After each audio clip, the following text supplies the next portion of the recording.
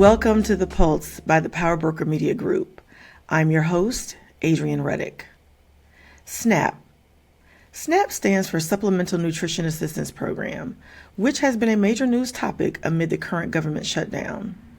This federal program provides food purchasing assistance for low and no-income persons to help them maintain adequate nutrition and health. For this episode, I'm joined by Florida State Representative Michele Rayner to take a closer look at who SNAP participants are to combat some of the misinformation, where things stand at the federal and state levels to help people buy food urgently, and how you can pitch in to support families in this time of need. As we get into this episode, please feel free to leave comments and questions, and we will respond to the fullest extent possible. Welcome, Representative Rayner. Thank you for joining us for this important topic today.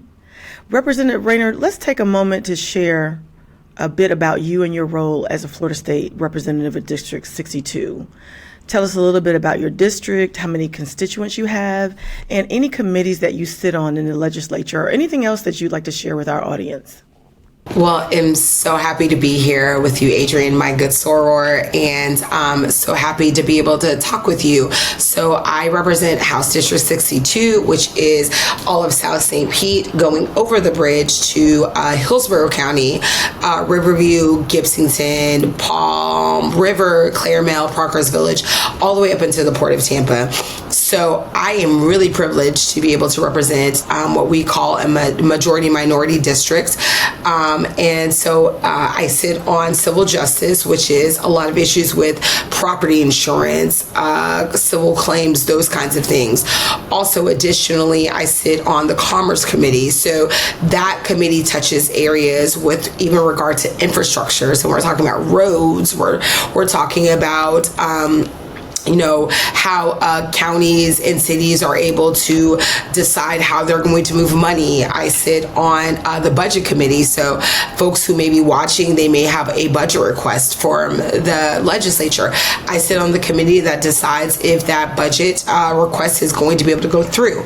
I sit on justice budget. So justice budget is the budget committee that funds the courts, that funds the prosecutor's office, public defenders, law enforcement, and I also sit on natural resources and disasters. So really, after everything we experienced with the last hurricanes, I sit on the committee that is trying to come up with actual solutions, not just talk, but actual solutions on what we can do. And then in my free time, I'm a lawyer, and I also have a nonprofit with my good friend and co-executive director, Dr. Byron Gonzalez, Justice Over Everything, which we actually partner with communities here in Tampa Bay. Want to plug that we do have a community food giveaway that's happening on November 16th, right on 16th Street. We are partnering with the NAACP and some other organizations. I am also hosting one with Representative Diane Hart over in the Tampa part of the district as well on November 12th. So those are on my socials, but just wanted to make sure that folks know that we are doing the work in the community. I appreciate that. You sit on some heavy-hitting committees, so we thank you for the work that you're doing there. So you mentioned about the food giveaway, so let's get into SNAP, right? We've heard a lot of commentary around who receives SNAP benefits, but let's set the record straight. Who is eligible and who is not eligible for SNAP? And what are some of the special groups, such as the veterans, paraprofessionals, disabled, who still need benefits? Right. So SNAP is really about the financial threshold that you meet. And so not only is it federal, but it also can be paired with what you may be receiving on a state level, right? So it's not an either or. You can have both. And it's about the threshold. But the people that actually receive SNAP benefits are our elderly. The most that receive are our elderly, are children, people who are not, quote unquote, in the workforce. Because what we've been hearing around this conversation with SNAP is that, oh, you need to go get a job. Oh, you need to do this. Oh, you need to do that. Okay, but is a 10-year-old going to go get a job? Correct. Is someone who is elderly or disabled, who is physically not able to work, are they going to be able to get employment in the way that would be able to subsidize their food benefits.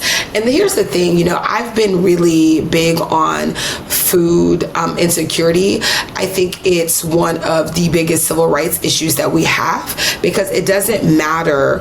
Food insecurity doesn't matter if you are Black, if you're white, if you're gay, you're straight, if you're Christian, you're Gentile. It doesn't matter that.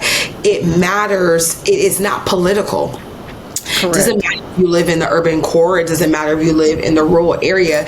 It literally matters because everyone is touched by it. Everyone is touched by it. Yes, definitely.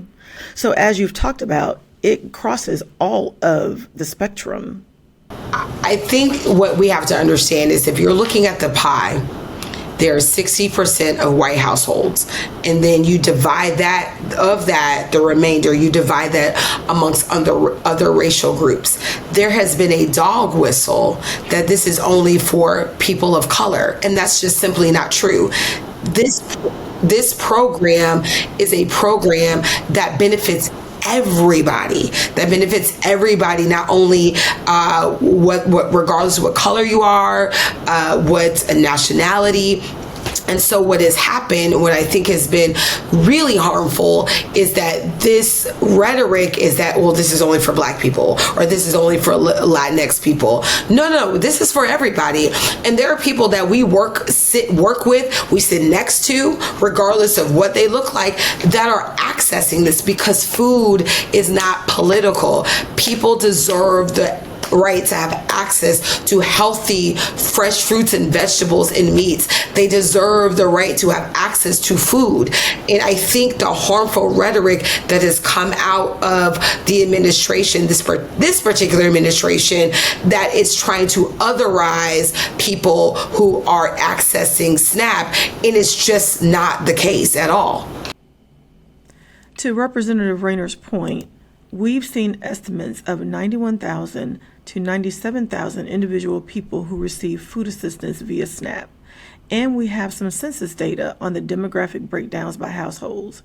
Based on that, 60% of households receiving SNAP are white-led households, 24% are Black or African American, 13% are Hispanic, and just under 3% are Asian-headed households. How does South St. Pete weigh in? Just under 12% of households in Pinellas that receive food assistance from SNAP live within the three primary South St. Pete zip codes, 33712, 33711, and 33705. Yes, that's definitely, I think, one of the things that we're seeing here. We know that the Trump administration has received federal court orders to pay full SNAP benefits. We saw Supreme Court Justice Ketanji Brown Jackson temporarily pause the appeals court order requiring full payment. So I know there's been some consternation around this. And can you explain, since you're an attorney, explain what Justice Jackson did and what it means? First off, Justice Jackson is brilliant, right? So let's full stop there.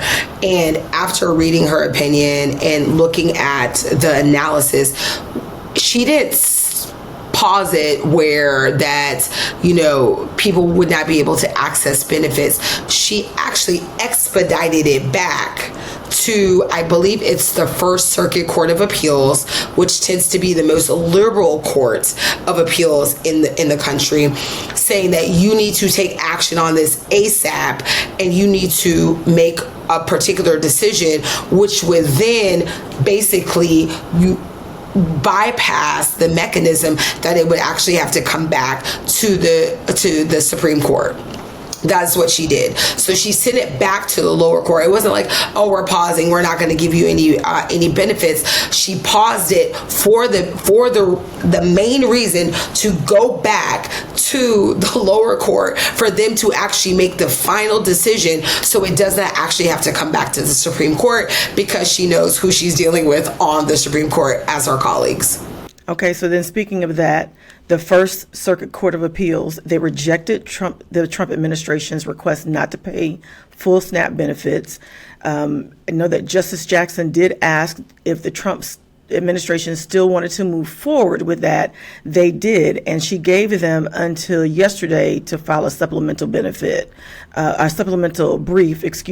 by 4 p.m. on yesterday. So where does that leave us now?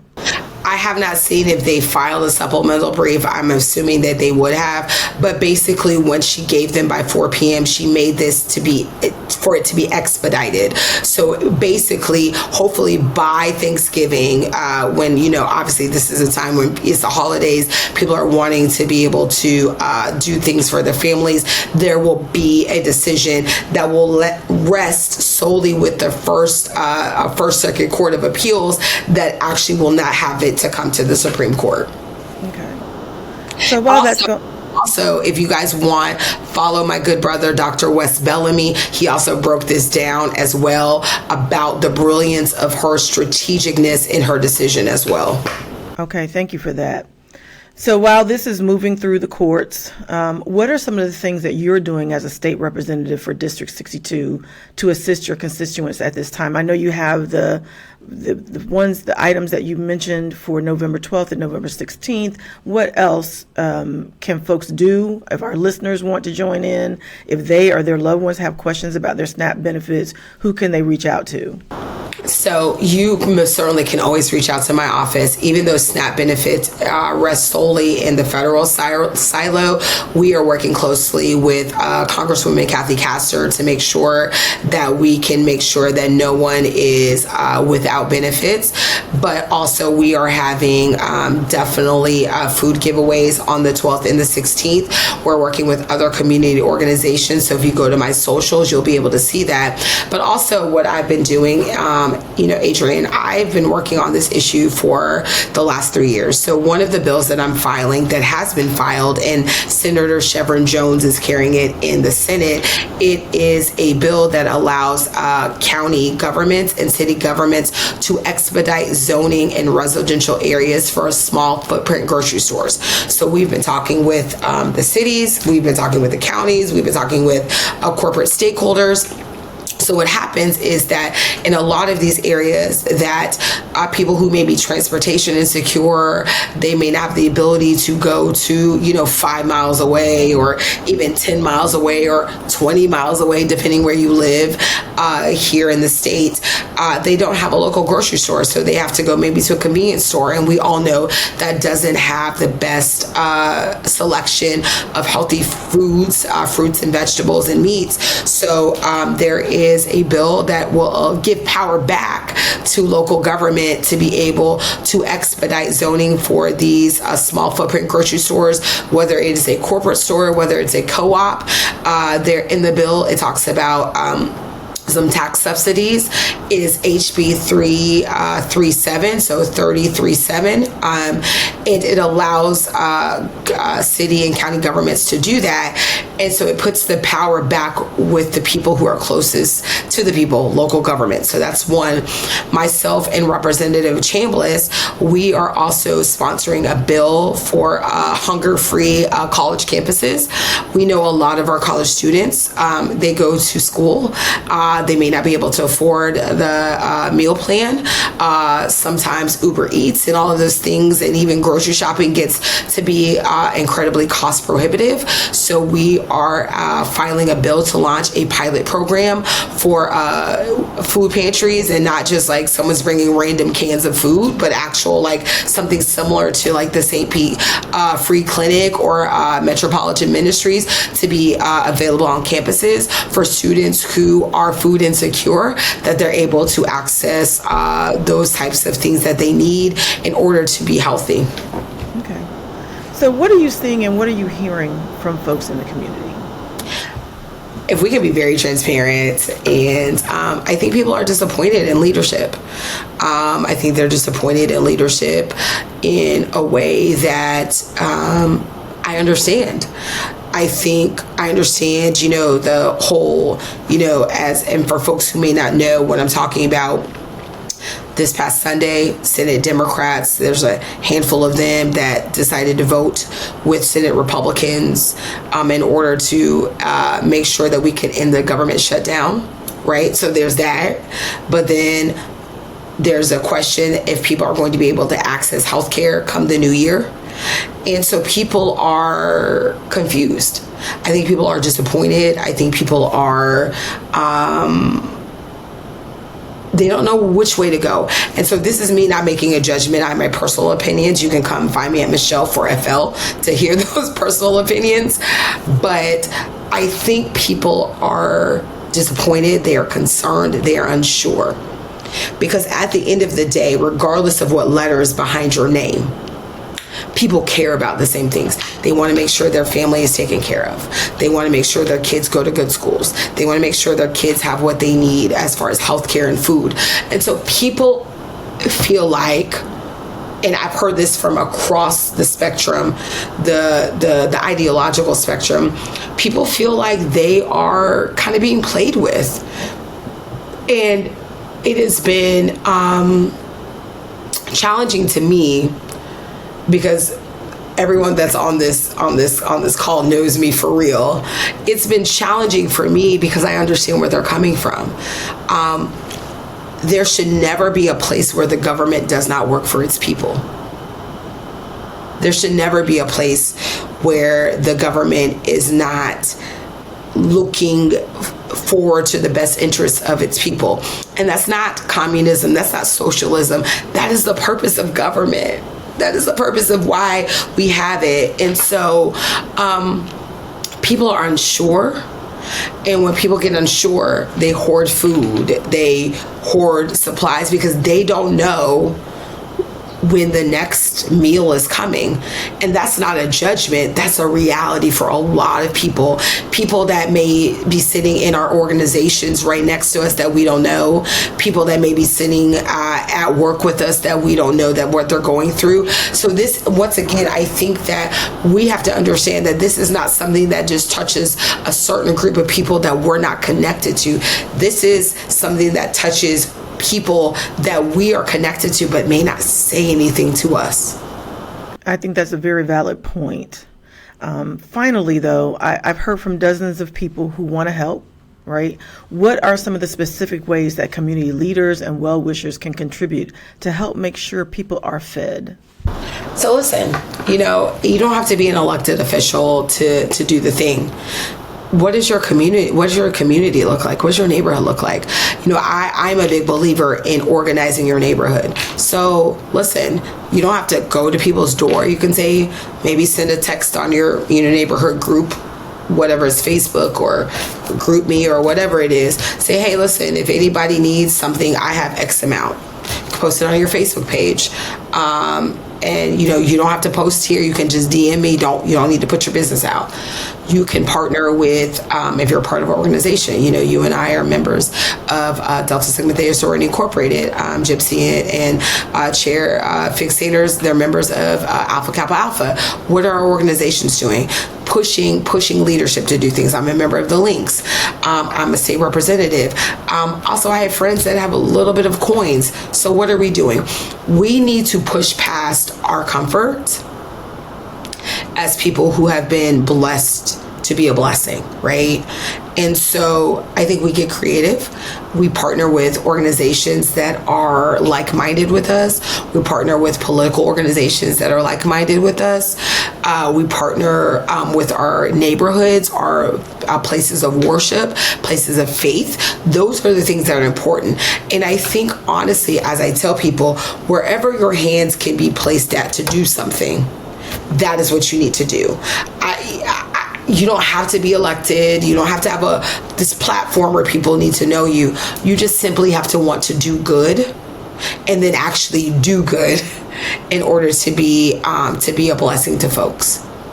That's a good point. Blessed to be a blessing. Correct. And also, if people want to message me on my socials, I can, whether it's me, I can send you to other people that may be able to, kind of align with what you want to do or have the capacity or availability to do that. So please feel free to, reach out to me directly, and myself or my team will be able to do that. Thank you so very much for your time today, Representative Rayner. Please don't forget to like, subscribe, and share. We're building a community here. Thank you. Thank y'all.